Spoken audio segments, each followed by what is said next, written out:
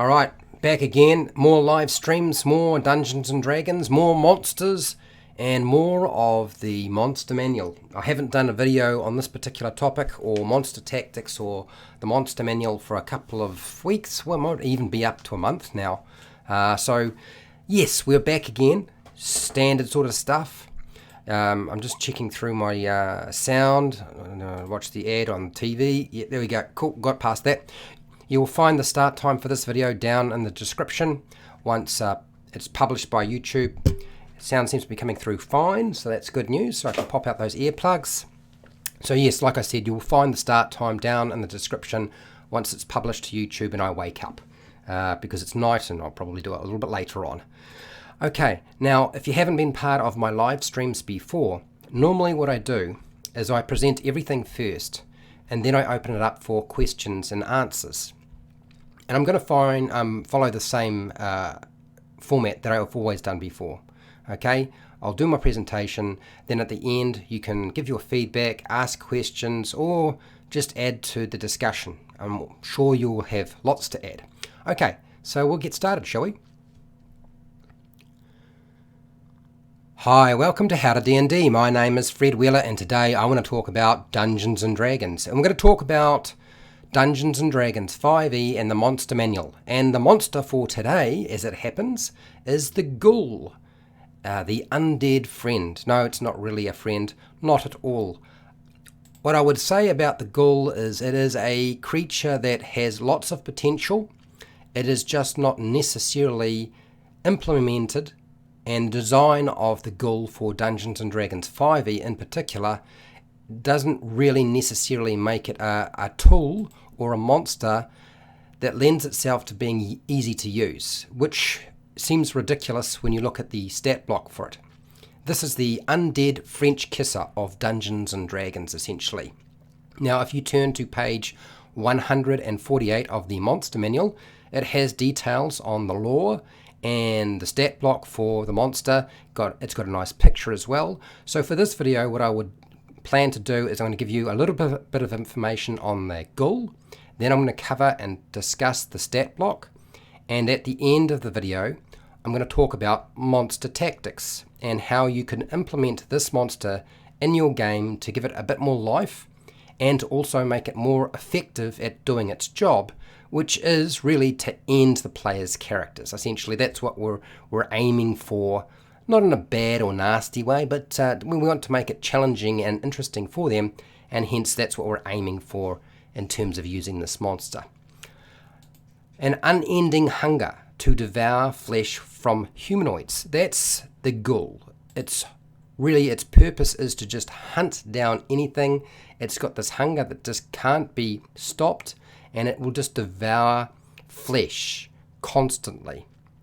Now, AJ Pickett, who has a YouTube channel, has done a fantastic job of talking about the Ghoul, and I highly recommend checking out his video after this.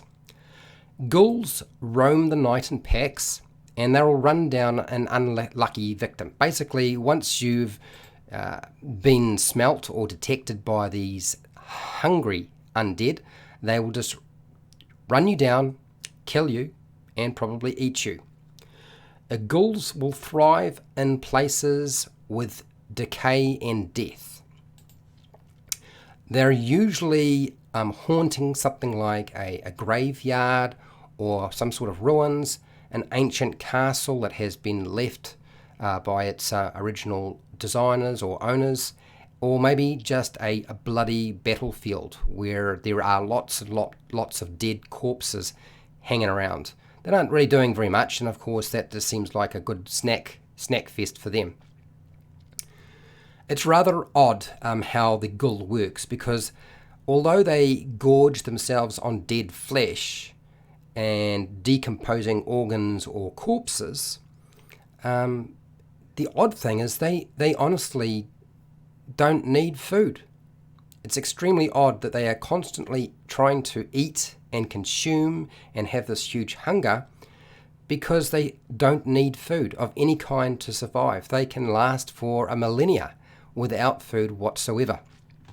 So why are they doing this? It doesn't make an awful lot of sense, right? So when a ghoul can't find dead humanoids or corpses to feed on, they'll just hunt down living creatures, kill them. Once they're dead, then start eating them. That's their whole process. A ghoul's flesh will never rot, and it never ages, so it will linger in something like a crypt or ruins or a tomb or even a dungeon for a very long time without eating anything, and it will have no sort of adverse effect on it whatsoever. Very, very strange undead creature, the ghoul. Alright, so let's have a look at the stat block for the ghoul. And this is really simple. It's not a particularly complicated monster. It has a fairly low armor class. Most undead do. It's only got an armor class of 12. It's got 22 hit points. So that sort of means it can take maybe 1 or 2 rounds of combat and then it's usually out of commission, which is pretty standard with most Dungeons & Dragons 5e monsters, particularly at this particular challenge rating. It's only a challenge level 1. It has a reasonable strength, high dexterity, fairly average constitution.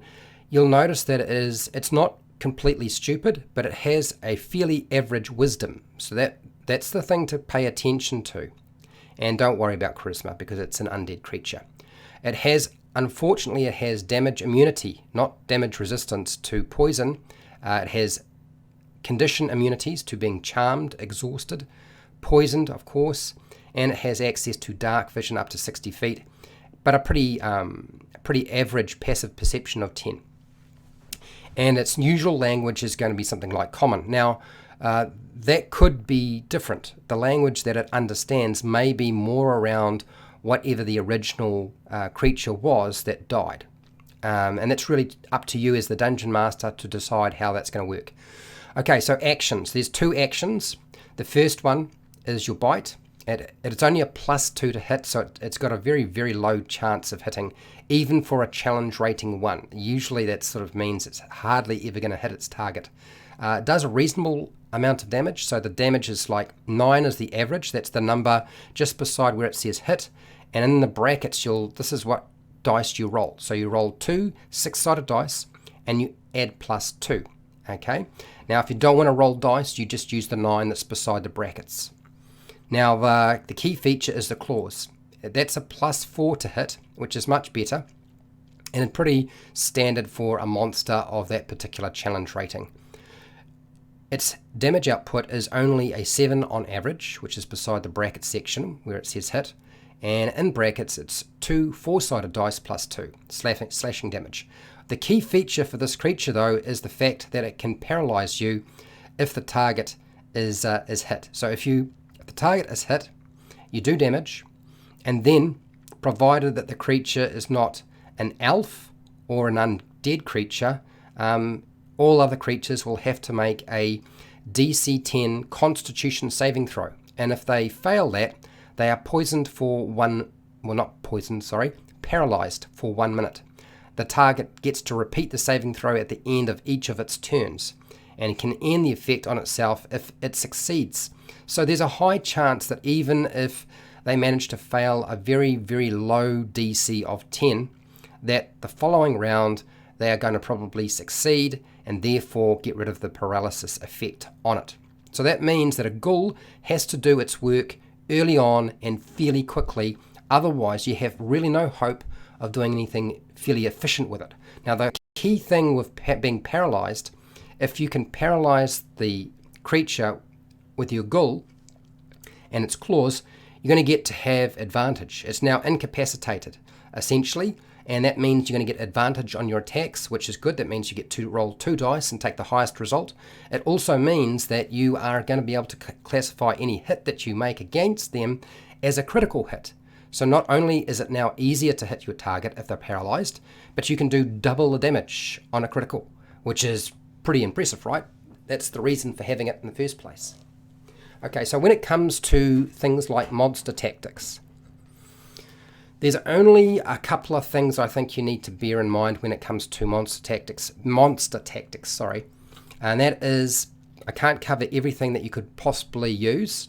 You could, if you wanted to, have your ghouls not attack a creature that is an elf. That's really up to you, but I don't think that's necessarily how you need to play them out. That's completely up to you as the Dungeon Master. I'm using this particular scene, which is the Caves of Chaos, and I've got my ghouls over here. I've got the party exploring through here, and we're going to be rolling 1 dice with our attacks. Start off, okay, when you're using your attacks, try to start off with the claw, don't use the bite. It's a no-brainer, really. So ghouls hunt in packs, and what you want to do is use the packs against a single target, because a pack of ghouls only needs 1 corpse to feed them. They do not need to attack an individual each and then feed on that body. So they are quite capable of understanding that 1 target going down is dinner for them all.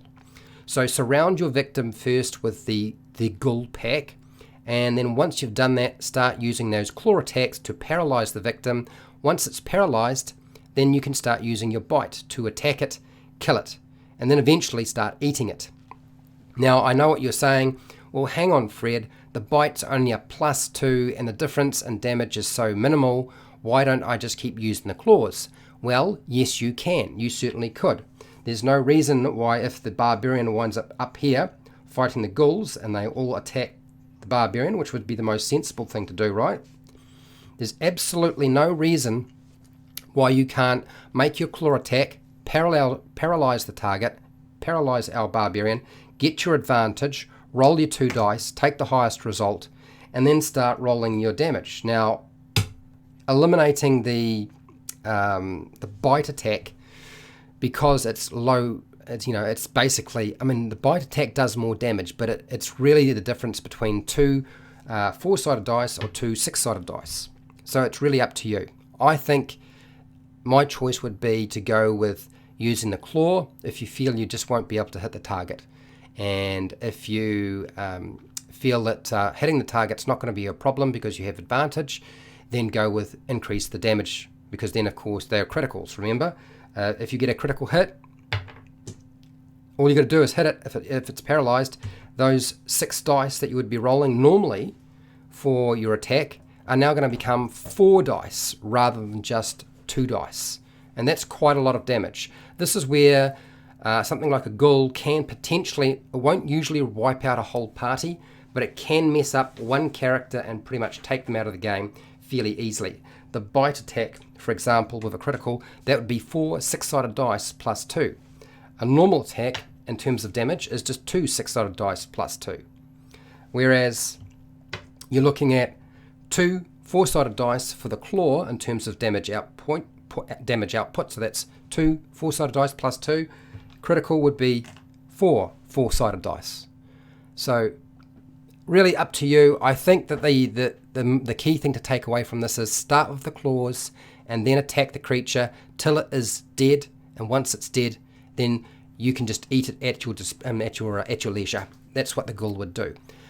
Now, a couple of other things to bear in mind, which I'm sure that people are going to be asking anyway, and that is, once the target or the victim is dead, the ghoul can feed on its flesh. But if it's still being attacked by somebody, well, it doesn't need to hang about and just let itself be destroyed. That would be silly.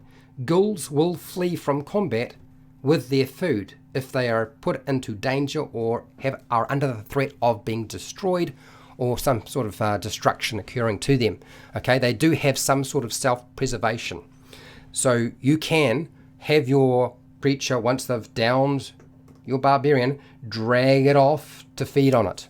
And it's going to be now up to the player's characters who are still up to decide whether they pursue the ghouls or not. A ghoul might potentially be able to tear off an arm or a leg, or pull out an eye socket, or tear off a bit of flesh that's already come loose, take that bit of flesh with them and just run away with it. So yes, you can play it out a lot of different ways, all of which is very, very gory and kind of scary if you ask me. Okay, so that is essentially everything I have on the ghoul. But if you have any questions, any feedback, any advice you would like to present, this is your opportunity in the live chat, or use the comments section. If you want to support my channel, you did so by watching this video. I have hundreds more videos for Dungeon Masters and players, and there is actually a series on the Monster Manual that I've started. You can go and check out those videos in my playlists, or I have 2 playlists for Monster Tactics and Monster Manual Tactics. and you're welcome to go and check out those playlists, and they will sort of give you some advice about how to run some of your monsters. Now, make sure to share, like, and subscribe. Hit the bell button if you haven't already done that. And then, hey, till next time, keep rolling those 20s.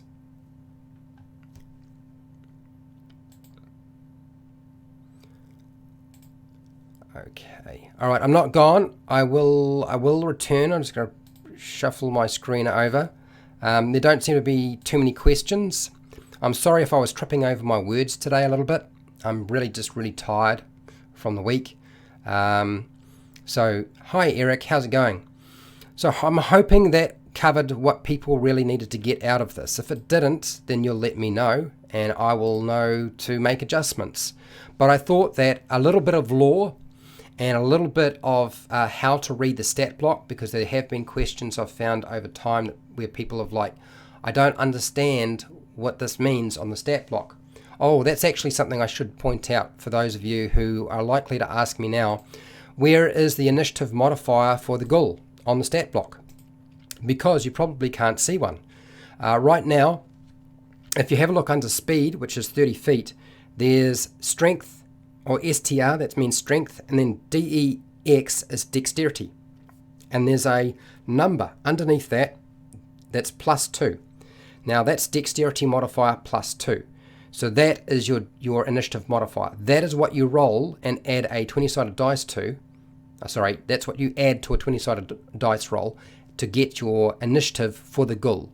So if you're looking on the stat block and you can't find an initiative, that is where it is. Okay, I think I've covered that. That's good. And we'll flick that back over and back to the chat box. There we go. Hi, Joe. How's it going? Hello. Just joined. Missed the episode. I'll have to watch the replay later. Hey, not a problem. That's the whole point. Look, I'm going to head off, everybody. Hey, thank you for showing up. I do appreciate it. I know it's late for a lot of people. It's late for me as well. So I'm just going to say, like I normally say, have a good night. Have a good morning, have a good afternoon, have a good day, whatever it is in your country.